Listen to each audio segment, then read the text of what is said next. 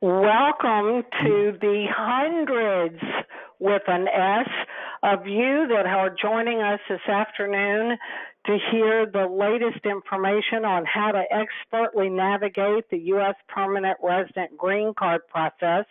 This is Marianne Thompson, the president and founder of Going Global.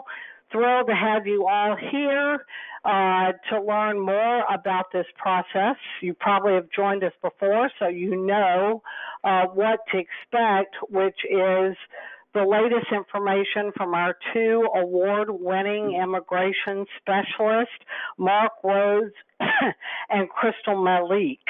I do want to say very quickly before I go further in my introduction of our guest speakers this afternoon to remind you this is hosted, brought to you compliments of Going Global.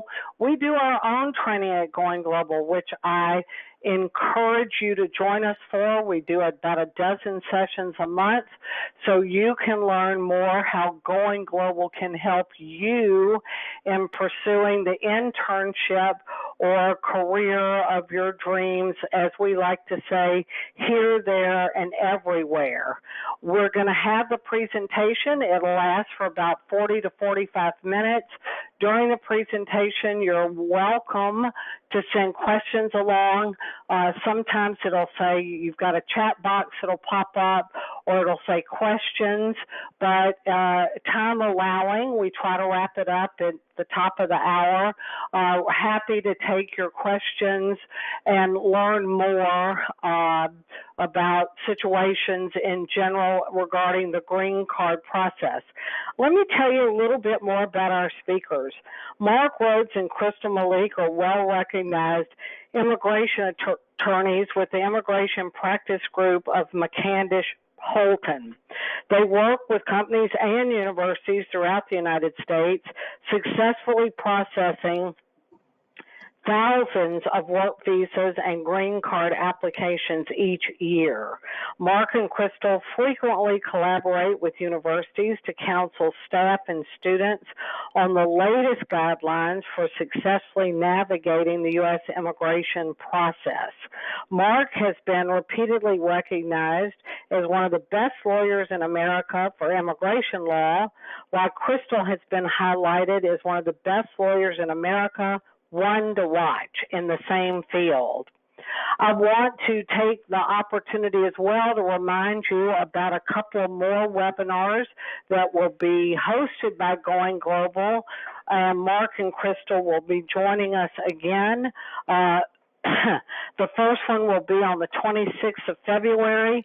That I think our Mark and Crystal have words of wisdom relative to everyone, but that is specifically to help staff in their advising of international students and international visas in the U.S.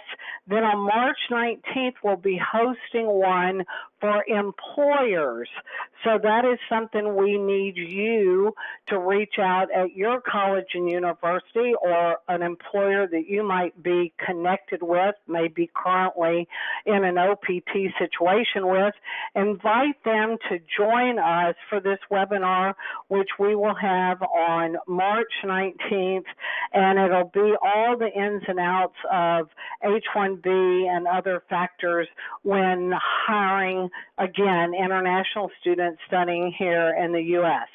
So with that, I'm going to turn it over to Mark and Crystal. You're in for a treat. Remember to send your questions along, and happy to get to what we can until we get to the top of the hour. Mark and Crystal, my friends, over to you. All right, thanks very much, Marianne. So my name's Mark Rhodes. This is my law partner, Crystal Malik. As Marianne mentioned, we're both immigration attorneys. What that means is that we work with companies, employers, and individuals all over the United States. We help them process work visas and permanent resident green cards.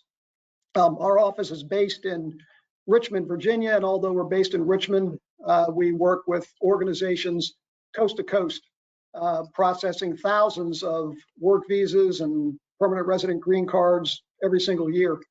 The presentation today is going to run up until, as Marianne said, about 4 o'clock. Inevitably, we won't be able to get to everybody's questions, so some of the most important information, I think, is right up here on the screen right now.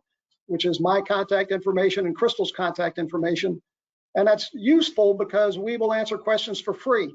So if you get out of this webinar today and you forget everything that you've learned, or we never got around to answering your question, feel free to give us an email, give us a call. We're happy to answer your questions. So the focus of today's presentation is going to be permanent resident green cards. What are the categories that allow somebody to get a green card in the United States? And what's the process to get that permanent resident green card? And let me just mention that I know there's been some news recently about a new administration in Washington that's causing all sorts of anxiety and concern with regard to international individuals in the United States. Where things stand right now is pretty much the same as it was a year ago or 2 years ago. Not much change has happened since the administration took over. And what we're going to do today is tell you how the process works right now. If there are changes going forward, you will then have a baseline understanding of how the process works so that you can see how any changes that occur in the future may impact your ability to get a permanent resident green card. But as I said, right now things are pretty much the same. So let's jump into the various categories for permanent residents. On to the next screen. So essentially, in the United States, the categories for obtaining permanent residence are listed right up here on the screen. But before getting into that, let me just take a second to talk about what is a green card. I mean, I hear people all the time asking me, how do I get a green card? And I'll say, well, do you know what that means? And they're, no, I just want one. Well, here's what it means to get a permanent resident green card. When you become a permanent resident of the United States, you do get a little card. It looks like a little driver's license. It's kind of a minty green color. And it means that you can now live in the United States for the rest of your life. You can work for any employer without restriction, or you don't have to work at all if you don't want to. You lay around on the beach all day long, just like a US citizen. So getting a permanent resident green card has great benefits in terms of employment, in terms of working or not working. In addition, once you get a permanent resident green card, it allows for great ease of travel. You can travel freely in and out of the United States. You don't ever have to go back to an embassy or a consulate ever again to get a visa stamp in your passport. You travel using the permanent resident green card in your passport, and in and out you go. The green card typically will be issued for 10 years. And at the end of that 10 years, you don't have to go back through the whole process again. All you have to do is update your photo. Because some people age, unlike Crystal, who remains youthful all the time. Most people age, and so they require a new photo, and you have to get that new photo every 10 years for your green card. So those are the great benefits of getting a green card. The problem with green cards in the United States is there are only very few ways to get a green card, and in most instances, it takes a very long time, several years, to get permanent resident green card. And during the time you're processing, you need to maintain a temporary visa category like F1 or H1B or H4 or something to allow you to remain in the United States. We're going to get into that a little bit later in the program. But here are the basic categories for pursuing a permanent resident green card. Crystal is going to talk about some humanitarian mechanisms that are available to get permanent residence, like asylum and things like that. There is a diversity visa lottery, a DV lottery, that actually gives out a certain number of green cards to individuals who are from countries that have historically low levels of immigration into the United States. And Crystal's going to talk about that. There are also family-based mechanisms for getting a green card. If you have a family member in the United States, and that family member is either a US citizen or is a permanent resident, that family member may be able to sponsor you to get a permanent resident green card.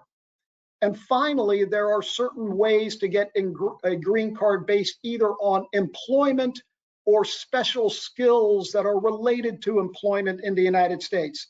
So those are the fundamental ways that you can obtain a green card in the United States. And I'm going to turn it over to Crystal, who can start in with the humanitarian options. Yeah, so we start with our humanitarian, our diversity lottery.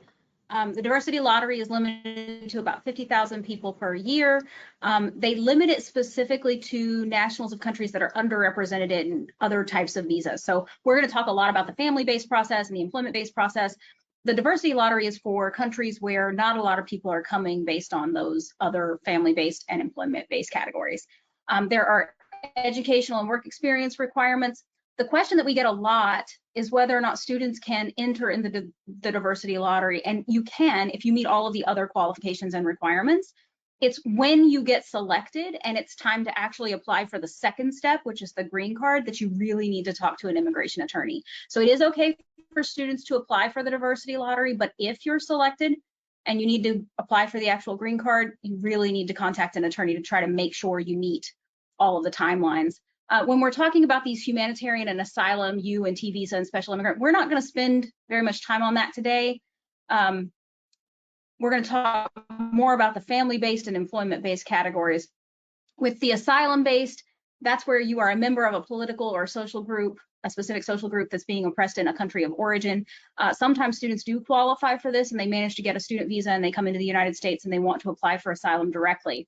If you're in valid student status and you apply for asylum, you do have certain benefits that are available to you. You'll definitely want to talk to an attorney if you want to place one of those applications. They're very super complicated and you want to make sure that you're still maintaining your F1 status in case your asylum claim doesn't get adjudicated. Now, the problem with asylum, the problem with these U and T visas, and the problem with special immigrant visas is that they take a really long time and they leave you sometimes without an underlying status. If they're all you have, then it's important to pursue them. But if you have other options, there are other options that we're going to talk about today that are faster, easier, more direct, and allow you a quicker path to a green card. There are people who wait 7 to 10 years for an asylum claim to be adjudicated. Some of them get denied on the first round and then placed into removal proceedings. If you have an F1 status that's underlying, that's kept valid, you won't have that problem. So you could apply for this asylum and then not have the issue of bad things happening if it gets denied. The U and T visa, the U visa right now is taking more than 8 years. The T visa is a little bit faster because there's a quota that they're not meeting, but the U visa quota gets met and exceeded every single year. The T visa is for victims of trafficking, and so it doesn't apply. It probably will not apply to anybody on this call. And then the special immigrant visa also probably won't apply to anyone on this call, as it's usually for minors or for those who work for the U.S. government abroad. If you have friends or family who have those, you can contact us for a referral to an organization that can help with those. When we're talking about the family-based categories, when you watch the news, it makes it seem like that it's wide open and that anybody can get a visa based on any family relationship, and it's just not true. The fastest route to a green card is the spouse of a U.S. citizen, the child under the age of 21 of a U.S. citizen, or the parent of a U.S. citizen, a U.S. citizen who's over 21. Those don't have numerical limits. They're pretty much the only visa type that doesn't have numerical limits.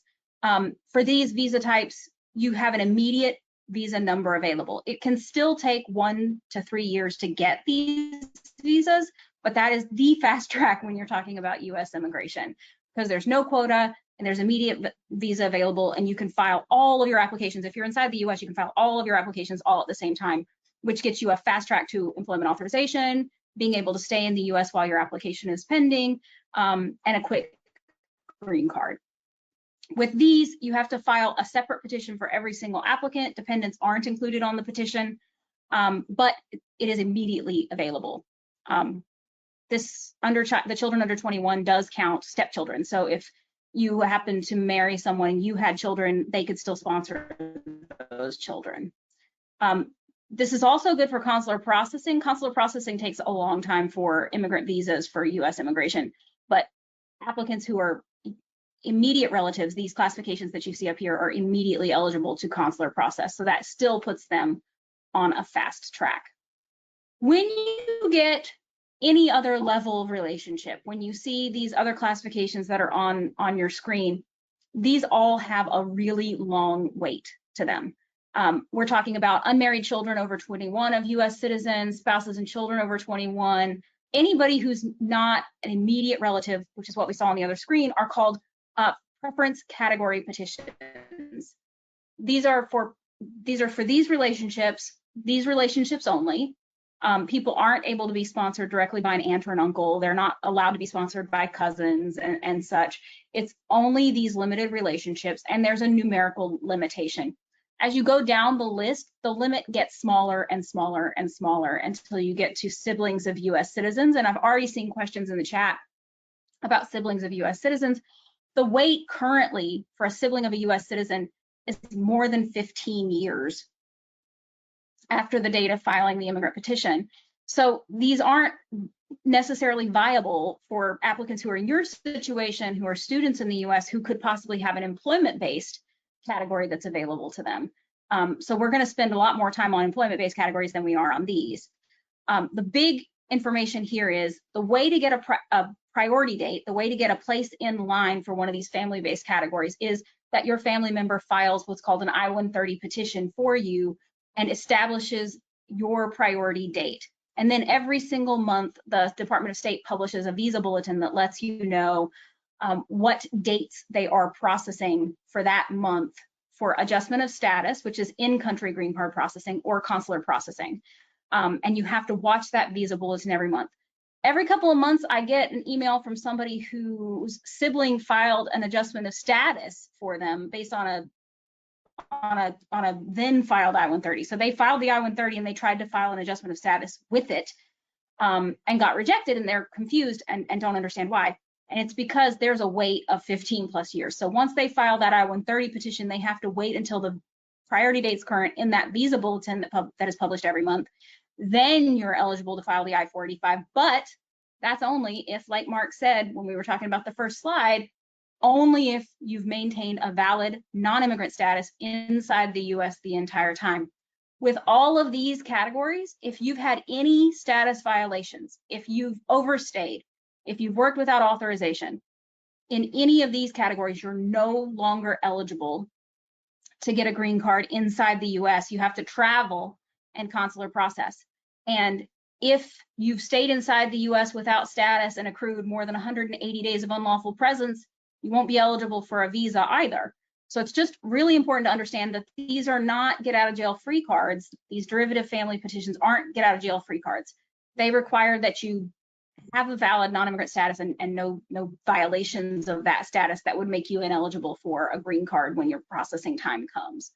With these petitions, dependents are included. So let's say that you get sponsored by your sibling before you even have kids. They'll file that I-130 petition. It's going to take 10 years before US Citizenship and Immigration Service even pulls that petition, and your kids can still be included on it, even though they weren't born at the time that it was filed. With these other petitions up here at the top, same thing. You can include your children on these petitions, and they will be included on the consular processing for these applications. Child Status Protection Act is that's how that Child Status Protection Act noted at the last bullet point works, is that the amount of time that these petitions are pending gets added back to the child's age, because a dependent is only a child under the age of 21. If they turn 21 before they get to consular process, the consulate will actually subtract the whole time that the I-130 was pending from their age to allow them to still consular process with their family members under the Child Status Protection Act. And that does help a lot of people. It's a really complicated formula, and if you have to rely on it, and I have had a lot of students who've contacted about this, definitely contact one of us to talk about the Child Status Protection Act. And that's our family-based processes, and Mark is going to talk about our EB-1A, which is the question we get the absolute most. So as Crystal mentioned, one option for getting a permanent resident green card is through family relationships. Well, let's assume that you don't have a family member, a parent, spouse, child, or a brother or sister in the United States who is able to sponsor you for permanent residence. Are there other ways to get a green card? And what is most common for individuals who graduate from US universities is to get a green card through employment or special skills that are related to employment. And the Immigration Service divides green cards, employment green cards, into various categories. They call them preference categories. And the categories are all designated by letters and numbers. So they're all designated as EB, which stands for employment-based, and then the preference category. So you have EB1. EB1 is the employment-based first preference category. That is divided into two subcategories. There is EB1A for individuals of extraordinary ability. These are people who are at the absolute top of their field of expertise. Many publications, presentations at prestigious conferences, prizes and awards that they have won, membership in organizations like halls of fame or honor societies that require outstanding achievement. So people who have a very, very high level of expertise. And because these people have such a high level of expertise, they don't even need a job offer. You can actually apply for an EB1A on your own, because if you have that high level of achievement and renown, the government's view is you'll probably find a job. So we'll let you pursue one on your own, even without an employer sponsoring you. The next category in the EB1 section is EB1B, which is for outstanding professors or researchers. These are for people who are not extraordinary, they're merely outstanding. They're a little level down, still have to show a high level of achievement, just not as high as for the extraordinary ability. And for outstanding professors and researchers, you must be sponsored by an employer. And that employer can be an academic institution like a university, or it can be a private company, as long as the private company has a dedicated research section and at least 3 different researchers in that. If you meet those qualifications, there are a number of different things that you need to look at, but fundamentally for outstanding researcher, the requirements are the same as they are for the EB1A. The Immigration Service is going to look at numbers of publications that you have, presentations that you've given, prizes or awards in your field of expertise, and most significantly, have you made original contributions of major significance to your field? So these are some of the factors that the Immigration Service looks at. Crystal and I review CVs of individuals to evaluate whether they may qualify for EB1A or EB1B. We review these CVs all the time. I can usually tell in about 5 minutes if somebody is going to qualify in one of these categories. So again, it requires a very high level of achievement. It requires evidence of the factors that are up here on the screen right now. You don't need to satisfy all of these factors. Obviously, the more you have, the better your case. But again, if you have a CV that you think would fit one of these categories, feel free to send it to us. We're happy to review. So EB1A is obviously for individuals who have a high level of achievement and expertise in their field. What if you're not in that particular category? Are there other options that may be available to you? Well, yes, there are. In fact, there is the EB2 category, which is for individuals who are working in jobs that require an advanced degree in order to do the job. So the job that you're performing has to require any degree above a bachelor's degree, like a master's, a PhD, a JD for lawyers, an MD for a doctor. If you are in a job that requires an advanced degree, you may qualify for permanent residence in the EB2 second preference category. The EB2 category is a 3-stage process. The first stage of the process is called PERM labor certification. The second, and assuming the PERM labor certification is approved, then you move to a process called the I-140 petition for immigrant worker. If that is approved, then you move to the adjustment of status, which is this background check that we're going to talk about in a minute. So it is a 3-stage process to get a green card in the EB2 category for jobs that require an advanced degree. The first step, PERM labor certification.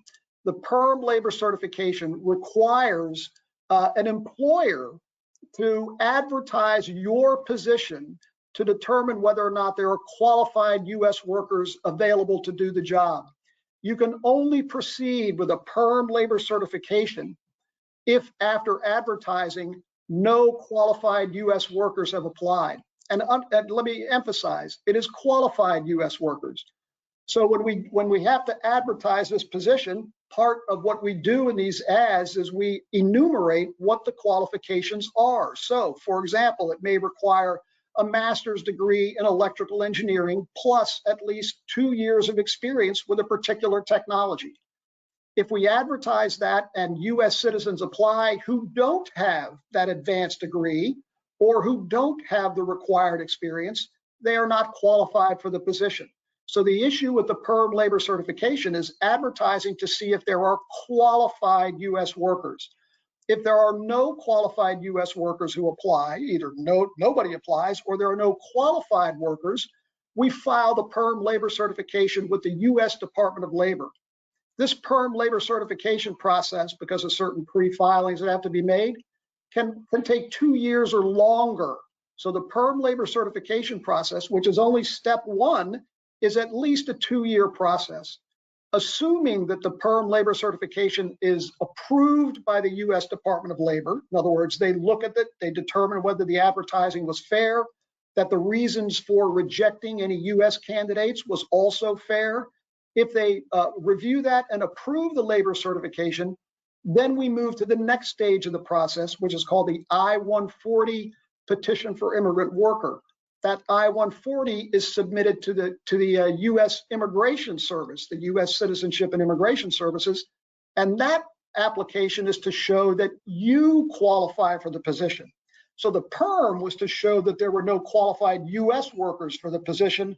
The I-140 is where we show that you meet the minimum qualifications for the position. That I-140 is going to take 7-8 months to process. You can actually premium process, and you can get processing within 15 business days. If the Immigration Service approves the I-140, then you move to the last stage of the process, which is this adjustment of status application.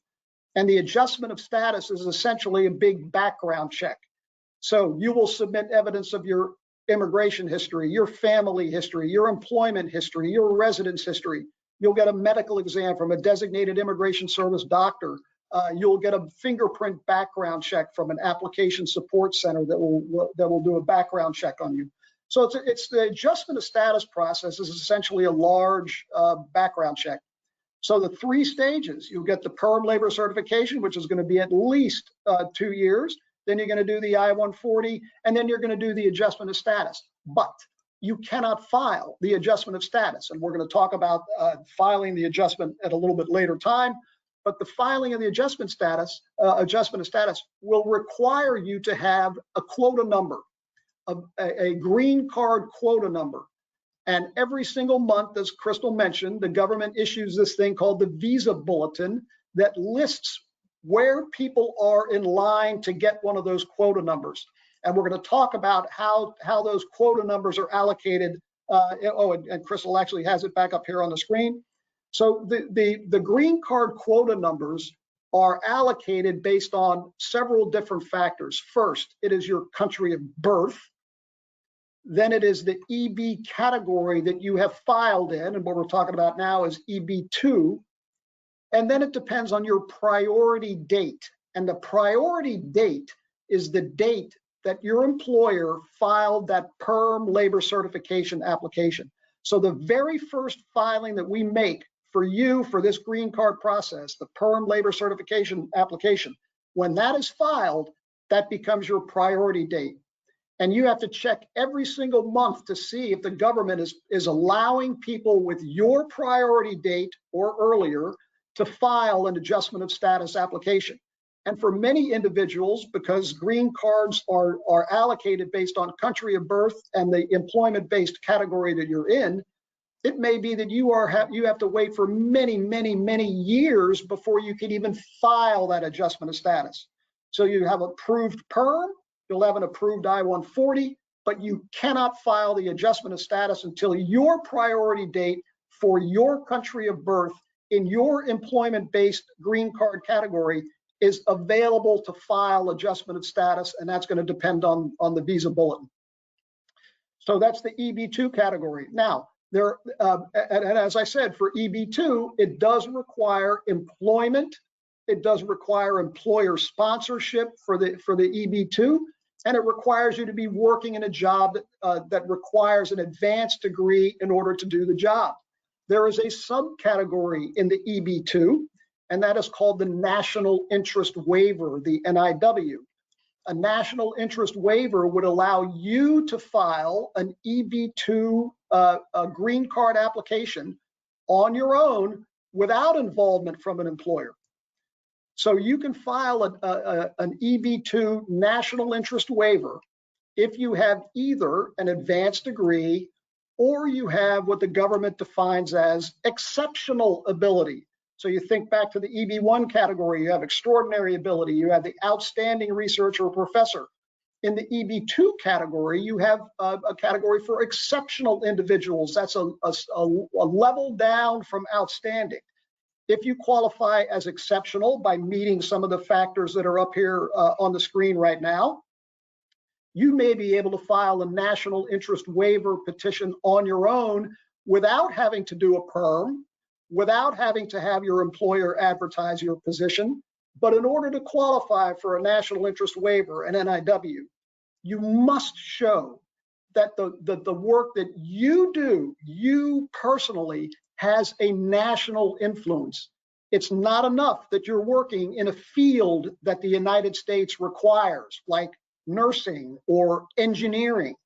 Not everybody who works as a nurse, not everybody who works as an engineer, not everybody who works in a job that we have a shortage of in the United States is going to qualify for a national interest waiver. If there's a shortage, the government's going to say, do a perm application and prove that there are no qualified US workers.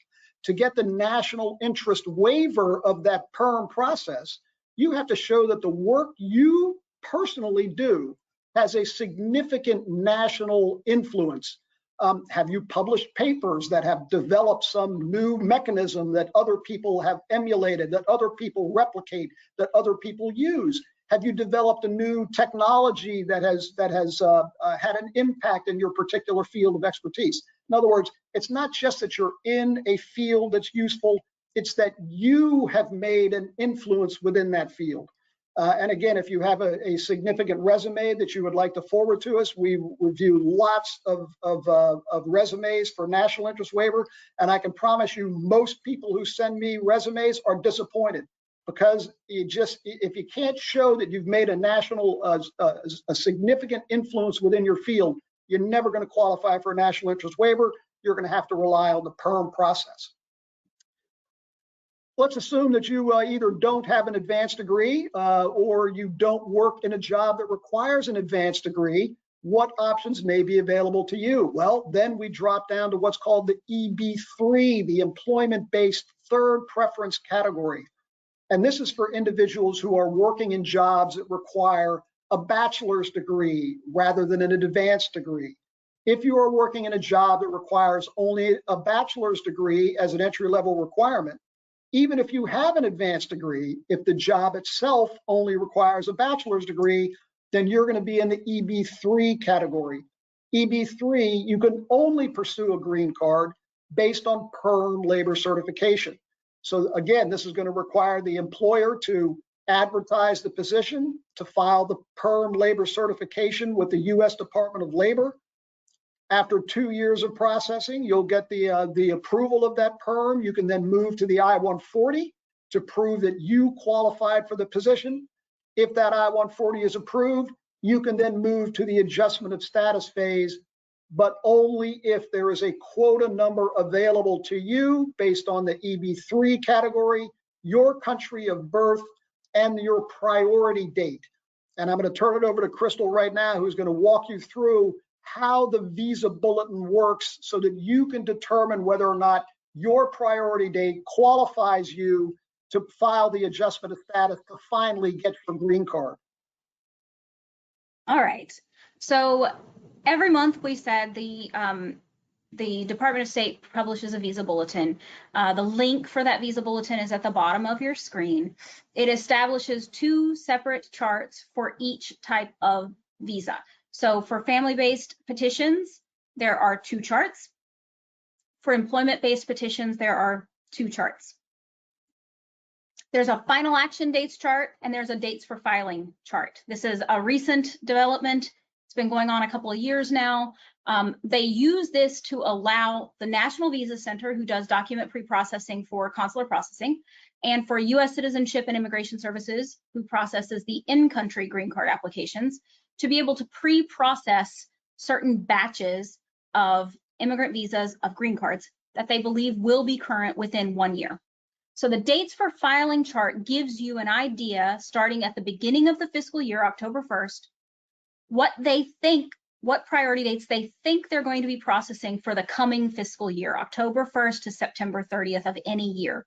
So the dates for filing chart basically stays the same for the entire fiscal year. It gives you their roadmap for what they think is going to be current for the whole year.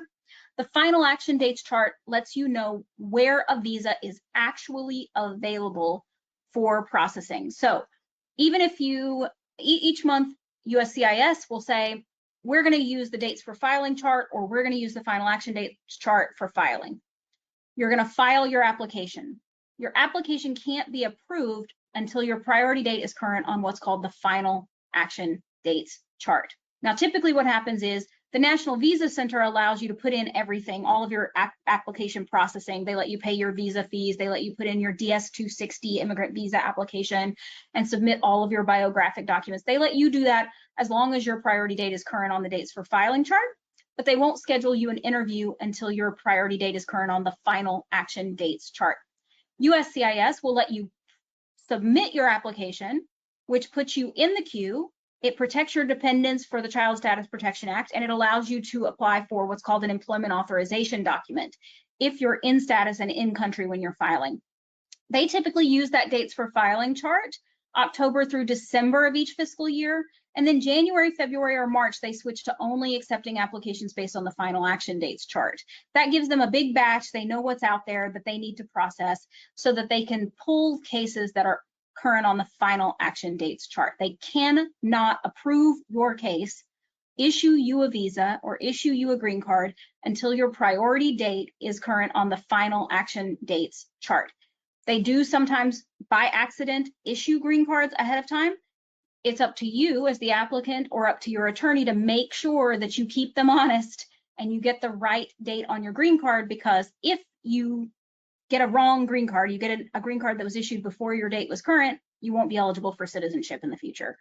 They don't take responsibility for those errors. Here's one of the charts. This is the final action dates chart for the February visa bulletin for this year. What you can see is that each of the classes is done by their abbreviation in the left column. The countries that are visa limited, because there are so many applicants from those countries, are listed out here. Any country that's not specifically listed here, we're talking about China, India, Mexico, and the Philippines. All other countries go by this first part of the chart. So you notice that China, India, Mexico, and Philippines in many of these classifications are behind the all chargeability eras. Look at that date for the family-based fourth. That's your sibling petitions, where you only have 10,000 of those visas available every year. Those are processing June 8th of 2007. That means that the people who can get a green card based on a sibling petition, their I-130 petition that established their place in line had to be filed before June 8th of 2007. So if it was filed on June 8th of 2007 or later, they're not eligible for a visa at that point. They have to have been filed before June 8th of 2007. You go all the way over to the Philippines or Mexico, and that date is in 2000 and 2003. So it's just really, really important to understand that these are very long waits, okay? We went back on the other slide and we told you what these abbreviations mean. When you click the link to go to the visa bulletin, it summarizes those right above this chart. So it's super important that you understand which classification you're in and what you're looking at on this chart, but it's pretty easy to follow once you have the descriptions above it, okay? The final action dates for our employment-based cases, right? So we have here the EB1, 2, and 3. That's what we've spent most of our time on here. These are some reserved types of visas: religious workers, preachers, And they actually put special immigrant visas, that's the fourth category, special immigrant visas, which is a humanitarian classification. They actually put this on the fourth classification on the chart. EB1, you'll see that for the all countries and for Mexico and the Philippines, it's got a C beside it. That means that it's current. You could file today an EB1 petition and at the same time file your green card application if you're from one of those countries. But if you're from China or India, you have to wait an extra 2 to 3, possibly even up to 5 years, we're thinking right now, based on these priority dates, because it's November 8th of 2022, February 1st of 2022 for India and China. And just let me jump in real quickly. When Crystal said that even let's say China is back, the priority dates are November 8, 2022. It could be a 4-year wait. These dates do not advance one day at a time. It may sit on November 8, 2022 for weeks. It all depends on the number of applications that were submitted on that day that they still have to process. And it can be a very, very, very long wait in many of these categories. Yeah, so the same thing is true for those EB2s, EB3s, and for the family-based. For this family-based chart, F4 did not move for the entire last 3 years of the Trump administration. Didn't move a single day. Not a single day. It just stopped for the last 3 years of the entire Trump administration. These India dates for EB2 and EB3, they stay, and for China, those stay sometimes for months at a time. They stay on the exact same date and don't move a single day. So you can't actually count on it being 5 years for China EB2, and you can't count on it being 13 years for, and isn't that ridiculous? 13 years behind for EB2 India. These waiting periods are just very, very long, and the only way to fix it is legislation. And if you've been watching politics, they just don't move anything that increases the numbers that are available for immigrant visas. And here's the very frustrating thing about these long waits. So you have somebody from India who is in the EB3 category. What that means is they have an employer who has advertised and can show that there are no qualified U.S. workers available to do this person's job. And they still have to wait 20 years to try to get a permanent resident green card because of these very, very limited quota numbers. It is incredibly frustrating. Even in the EB1 category, these are for people who are extraordinary at the very top of their field of expertise. And if you're from China or India, you have to wait years to get your permanent resident green card, even after the government has approved you as an individual of extraordinary ability. So the waiting period for getting the adjustment of status can be very, very frustrating, but it's very important for everybody on this webinar to understand how this process works. And I think with that, we'll turn it over to Mary Ann to open it up for questions. Wow, lots of information. I guess it's good to have the facts, even though the facts are encouraging. So thank you so much for that. I do want to tell everyone on the call that this presentation has definitely been recorded. A link to the presentation will be uploaded to Going Global probably in the next 48 hours. So please check that for additional information. One question from me, and then Crystal, you can just take it over with the questions that have come through the chat. Given the limit on green cards for each classification, can a person apply for more than one type of green card at a time? What happens if they apply for more than one type of green card simultaneously, or even while the initial application is pending? Yeah, so this happens a lot. People sometimes file family-based petitions that are going to take years to become current. They file them as kind of a backup insurance policy, just in case they can't find an employment-based process. Same thing with employment-based processes. Sometimes they file one in the EB3 and then they become qualified for an EB2 or qualified for an EB1 and they file a new petition. That is totally allowed. with family-based petitions, you have a priority date that's established as of the date that the immigrant petition is filed. That's an I-130 petition, and it'll have the priority date on it. With employment-based processes, you can keep your initial priority date with each subsequently filed employment-based petition. So let's say you're from India, and when you first graduate, you start working for a company and they offer you a position that qualifies for EB-3, they file a perm labor certification for you. Your priority date is established as of the date of filing that perm labor certification, as long as your I-140 gets approved. So you get an I-140, bright, shiny new I-140 approval. It has your priority date on it, but later you've published on your topic. There have been articles written about you, and suddenly now you can qualify for an EB-1, and you contact Mark and he gets you a bright, shiny new EB-1. He can keep that priority date from your first filed petition on your new bright, shiny EB-1, even though it was approved 5-6 years later. He gets to keep that old priority date, and that puts you ahead in line of somebody who files an EB-1 today that didn't have an old petition. So it's a really good idea when you first qualify and you first have a way to file one of these employment-based petitions to go ahead and do that, so that you have that priority date. It belongs to you, and you get to move that with any new employment-based cases that you file in the future.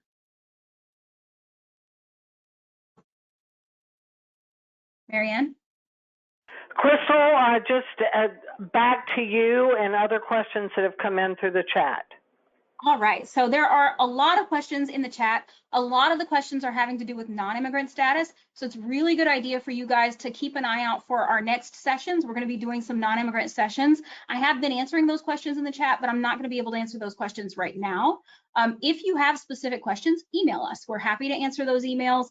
And you can give us your specific details and we'll be able to give you a specific personalized answer, especially if you're thinking about H-1B, because the H-1B cap lottery is coming up. And we're happy to help you out with those questions and to help your employer get you your lottery entry coming March 7th. Now, for the questions that we have that are related to today's topic, I have one that's a pretty interesting question. That's, if I leave the US before my EB-2 priority date becomes current, do I have to have a job offer before I can process my green card further when the priority date becomes current? Do you want to answer or do you want me to answer? Way, go ahead. Yeah, so I put some of this in the chat, but EB-2, if you're sponsored by a specific employer, let's say you have your EB-2 or you have your EB-3 approval and it was sponsored by a specific employer, that I-140 is for a prospective job offer. It's a future job offer. When your priority date becomes current, you have to still have that job offer in order to take that last step and apply for your green card. Now, some people do have a prospective job offer from their employer after they've left the US. That employer wants them back so much that they could take a sabbatical and they could come back. And in that case, yeah, you'd be able to process your immigrant visa through a consulate, or you could possibly come back on your H-1B and file your adjustment of status. But it has to be for that job offer, for that sponsoring employer. And they do have to be willing to file what's called an I-485 Supplement J with your petition that documents and shows that they still have that job offer open for you, and it does have to be signed by them. So there's no way to do that on your own. If it's an EB-1 self-petition or an EB-2 and IW and you're waiting for it to become current, that's different. You could still get your immigrant visa or your green card that way with a self-petition. Another question that was frequent on there is about starting your own business to get your green card. And that's super hyper specialized. There's an EB-5 where if you're a millionaire and you want to start a business and invest significantly in the US, we have a referral for you for that EB-5 process. And Mark does a lot of what's called e-visas for people who want to invest and get a non-immigrant visa, but that doesn't lead directly to a green card. Yeah, the problem, I mean, fundamentally, the problem with starting your own business and then trying to do a green card is that you can't do a perm. You own the business. The government is never going to believe that you have advertised to try to replace you with a US worker. You own the business. So perm, if you're the owner, you cannot do. So you're relegated to either the EB-1 category, extraordinary ability, which is very hard to show, or you could try to do an EB-2 national interest waiver. Well, what is it that you're doing in your business that has a national influence, that advances the national interest of the United States? So it is a very difficult prospect to own your own business and to try to get a permanent resident green card based on that business. Mark, Yes. can I ask you a quick question? Plus, if I recall in the day when this was my situation overseas, we're talking about owning a business requires an incredibly significant amount of money, and it used to be that you had to also hire X number of American nationals, a combination of two. Is that, I mean, just what's the financial baseline? It's not opening, an IT business in your garage. It's a significant baseline, right? Well, I mean, there is a specific green card category for individuals who are investing in the United States. It requires a minimum investment of $1 million. If you're in an economically depressed area, it can be 500,000, but it is still a significant investment of capital in opening a business. That is a special category. For individuals who don't have that level of resource, there may be temporary visas available, like the E-visa or H-1B or an O, that would allow you to open up your own business, but it's not going to allow you to transition to a green card. That's the frustration. Got it. Thanks. Crystal?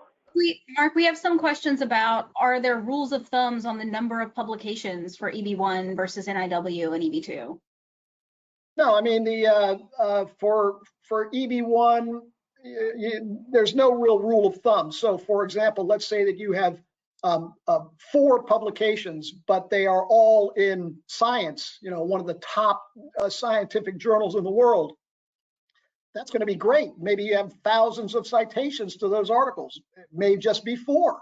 Maybe you have 50 articles, but they're all in lesser journals, and maybe you're the 3rd or the 4th author or that kind of thing. So really, it's going to depend on the quality of the journal and where you are in the chain of authors in this particular category. So there's no real rule of thumb. Next question is the priority date mentioned in the visa bulletin the PERM filing date or something else? It is the PERM filing date if it's a PERM case. If you do an EB1, which can be a self-petition, there's no PERM with the EB1 category, either EB1A or EB1B. So the priority date is based on the first filing, which is the I-140. If you do a family-based case, the priority date is based on the filing of the I-130, which is the petition for alien relative. We have a couple of questions, and we get this question a lot. I don't have a non-immigrant status, but I have an employer who wants to sponsor me. I'm a nurse and I want to be able to work in the U.S. Can I go directly to an immigrant petition? I'm a student and I don't have any OPT left. Am I able to go directly to an employment-based petition for a green card? And the answer is no, because of the information we shared with you about the visa bulletin and the fact that you have to keep a lawful status in the US to be eligible for a green card. So in the specific scenario where you're in school for nursing, you're going to become licensed, but you've used your OPT at the level that you're at, the nurses are EB3, and there's a wait of a couple of years for an EB3 green card. The other issue is that there's not a non-immigrant visa option for nurses currently because Congress let that expire a really long time ago. So what a lot of people who are doing nursing programs do is they actually re-enroll at a higher level to get that next nursing degree. Some places will give you curricular practical training because they have licensure requirements that have clinical requirements. And if not, you still are eligible for OPT at the end of that next level up. And the question that's related to that, that's also in the chat is, can my employer sponsor me before I start working? Yes, they can, but it's a significant investment. You saw those steps that Mark went through for the PERM labor certification process.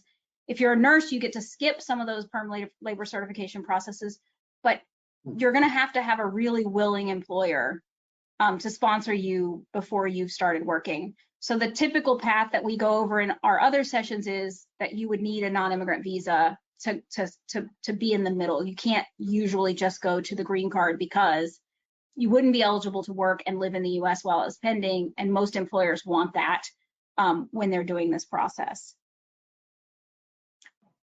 Again, so we're really, really close to the hour. You've got our contact information that's on the screen. A lot of the questions that are being asked in the chat right now are really to do with non-immigrant status, are to do with travel, are to do with things that aren't really to do with today's session, but we're still willing to answer those questions personally. You can send us an email to the email address that you see on your screen. We'll respond to those emails as soon as we can. You can give us the details. You can give us a little bit more details than you have been able to in the chat, and we'll be able to answer those questions a little bit more clearly with a little bit more background information and kind of explain why we can or can't do something that you'd like to do, because everybody has an immigration goal and sometimes you have to find the right path. Okay, Marianne? Crystal, with that, what a great way to sign off. Thank you again to all of you for joining us today. Again, a reminder that a link to this presentation can be found on the Going Global platform within the next 48 hours. A reminder again, too, that the next presentation by Crystal and Mark will be on the 26th of February. More of a general presentation on all of these topics of interest and relevance to those of you on the call, but really for staff who are counseling folks. And remember the presentation in March for employers. I also want to remind and encourage you to join us for a Going Global training session. We've got great resources. They have been developed with you in mind. They are kept constantly updated, and we have visa and immigration information for all the countries covered in our resources. Again, great appreciation as usual, Mark and Crystal. Awesome job, complicated topic, lots to process here, but thanks for the introduction and for qualifying and exploring all of these issues of interest to our audience today. So again, Marianne Thompson, President and Founder of Going Global, Mark Rhodes, Crystal Malik, my hat's off to you. Thank all of you for joining us on the call today. Goodbye.